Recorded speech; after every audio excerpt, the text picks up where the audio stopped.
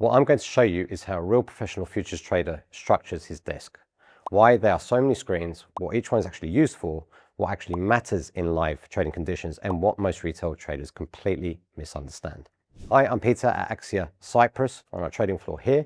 And as you can see behind me, we actually have Dominic getting ready for the start of the day. And if you haven't seen the podcast episode where I interview Dom's trading progress and where he's gone from grad sim to the grad live environment, you can check that out here on the top right corner of your screen. One of the many comments that we tend to see with a lot of our videos, especially when it comes to the trading floor, is what are the setups? Now, I'm not going to go through all of the technicalities like this is a tech review, but I can give you a quick idea. As you can see here, Dom's actually running with two PCs under his desk, and that's predominantly for a reason of, well, one, they're hosting so many screens, and two, we've got two different internet lines, one for general charting and internet, and the other one which is based on having just a trading line that's dedicated for network. Other than that, of course, hardware related, we are running NVIDIA T1000s, but actually for graphics cards, it's down to you. Just make sure that it's going to be perfectly capable to run the amount of screens that you're running. And more importantly, the CPU power and all these things. Again, you want your charts running smoothly and all of those little bits, the visibility and the accurate usage of your processing PC power. Now, beyond that, of course, as you can see here, Dom's actually running 8 screens and an extra one down here on his desk. And we are going to go through what he looks at specifically. And that's what this video is actually really about. So you guys get an idea on how a professional trading floor who's a live trader is running his setups, what he's looking for, and how he uses them. We did do a video a year or so ago where we did talk about why so many screens. So you can also check that out here. We'll put that in the top right corner of your screen. But this is going to be now specific to a trader and what he's looking at day to day.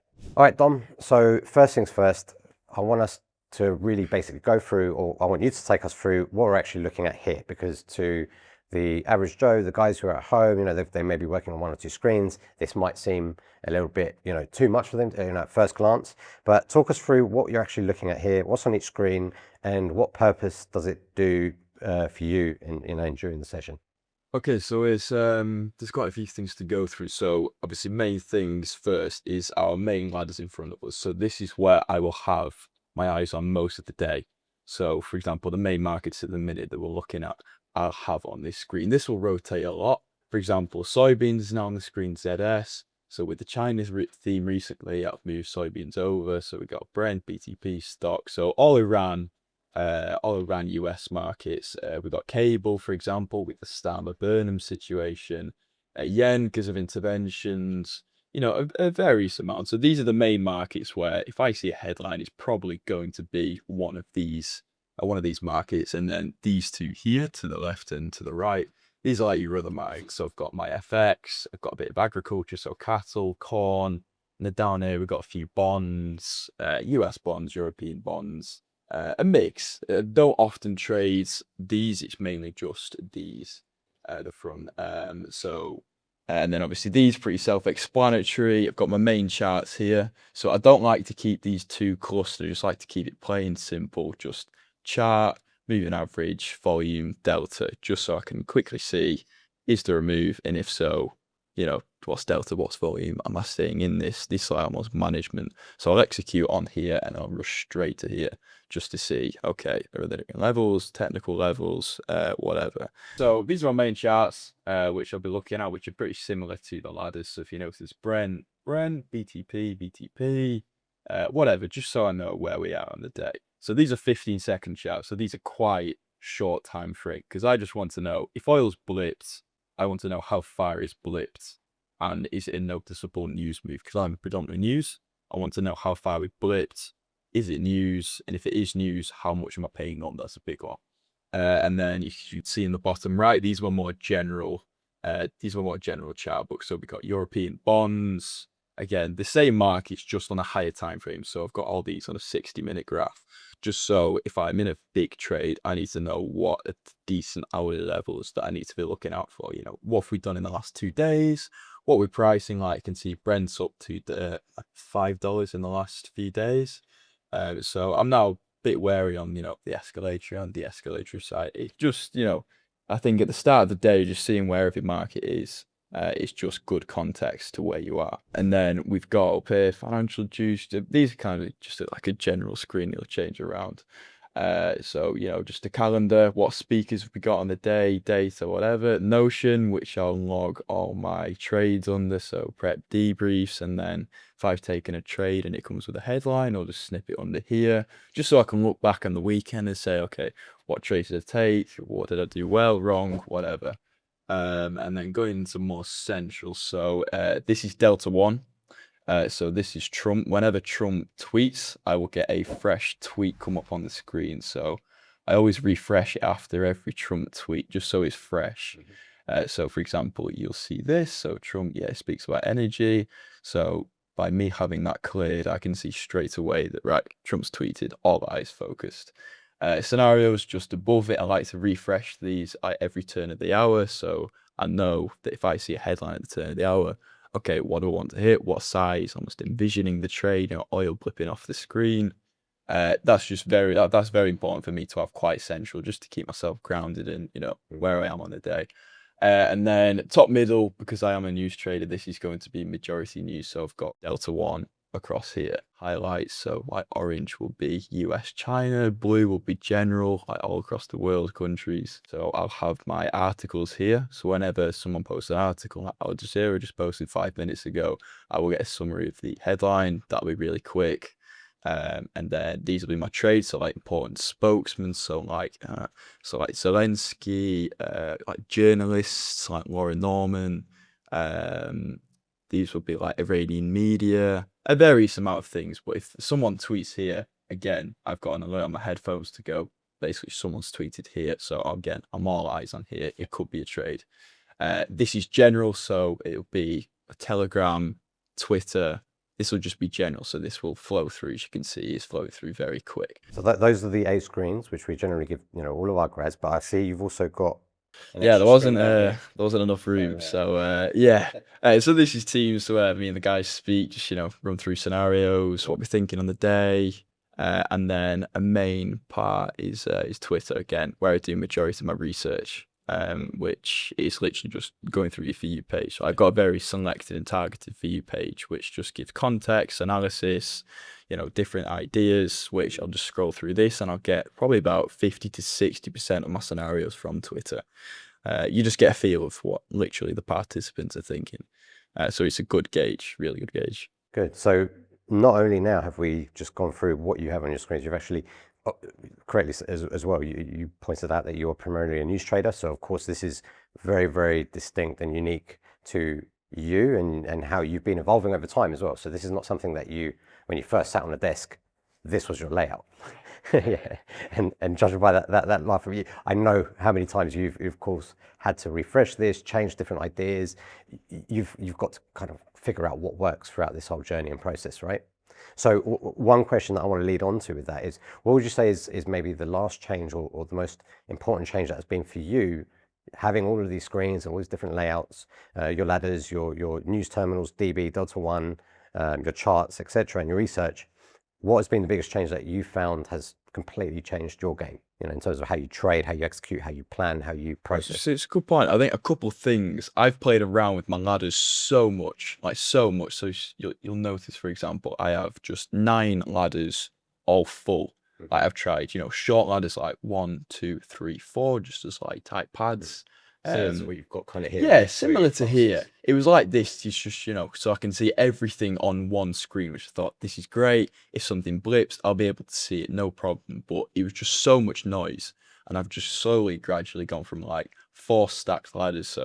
And then I'll try 2, but then going down to 1, it's just less noise, less to think about. And for example, if you do get a headline and oil does blip, I can see how far it's blipped. So for example, if it blips 70 ticks, I know that's from the middle to the top of the page. Quite easy to think about. So that's been one of the main positives for me. Again, it changes for everyone. And another one is just having news on the top screen. It's right in front of my eyes. I used to have it to the left, but I mean, like, this is thinking quite deep now. Like, which way do I naturally lean into the desk? So it's usually like to the left-hand side. So my eyesight is usually over here. So most of my news will be over here. So it's usually where it's like I'm not naturally leaning to the right side to look at my news. I naturally want to lean left, so I will be looking at these. That's 2 things that's really helped my game. be on it most of the time. Great, so it's great to hear all your processes and everything. Now, let's go hypothetical as well. Let's say Trump tweets something, right? Something market moving, or even major geopolitical headline hits. Since we're talking about news trading, we're talking about your processes. Talk us through, what actually happens mentally and physically for you on the desk in those moments. Where do your eyes go initially? Where do they follow? What's your process? And almost kind of like what we like to call eye miles, not air miles, but eye miles. Where is your eyes tracking, and where are you going, and how are you executing? Yeah, it's a good question. I mean, first things first is where you have your cursor. Like, it's just a simple trick, right? I've always got my cursor over the offer on Brent, as you'll see here. So compared to me having it, I don't know, scattered over here and I see a Trump tweet, I mean, it might take me an extra 2 seconds to find where my cursor is and go back over to Brent. I mean, if Trump's tweeted, it's probably about, I don't know, China or something to do with Iran. So first things first, always have my cursor on what's hottest at the minute, which is Brent. And then obviously Trump tweets. So Trump tweets straight away here. It's right, battle station straight over, and then right, see, read the summary. Is it anything? No, yes. If it is, obviously, bang, bang, bang. But I mean, it's just to save you those like split seconds in the minute compared to if I'm sat back, I've got my eyes over here, my cursor's over there. I mean, that takes me 5 seconds just to get adjusted in the moment and just to see what the tweet is, compared to if I'm already sat up at my desk with my hand over my execution mouse and I've already seen the tweet with my cursor over Brent. I mean, maybe I'm in within 3-4 seconds, and that's the world of differences when you're in like 3 seconds compared to 8.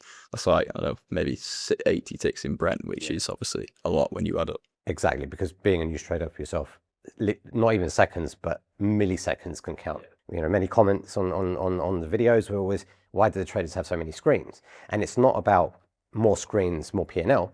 It's about that convenience. It's about that speed, that processing, being able to have everything at a glimpse when you need to, but then being able to have that flexibility of knowing what's most important for you, where your eye miles going to kind of track around your screen and be able to execute at that, split second decision and get that speed and get best prices. Essentially, that's what you're going for.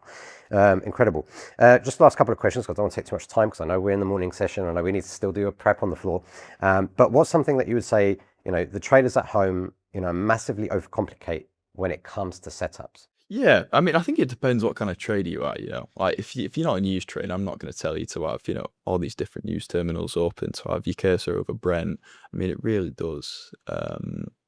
It really does depend. But I mean, for the traders at home, the one thing I used to do is, I mean, to be fair, I'd only used to track like gold and maybe Nasdaq. That was it.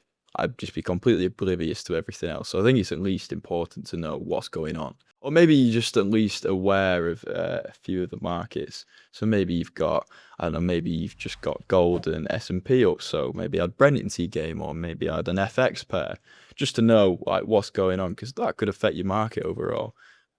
So yeah, I'd say expand out of your comfort zone, because that's one thing that I didn't do enough when I was at home, because no one was there to kind of push me and go, right, let's go. I was quite happy in my comfort zone, just trading technicals and poddling along.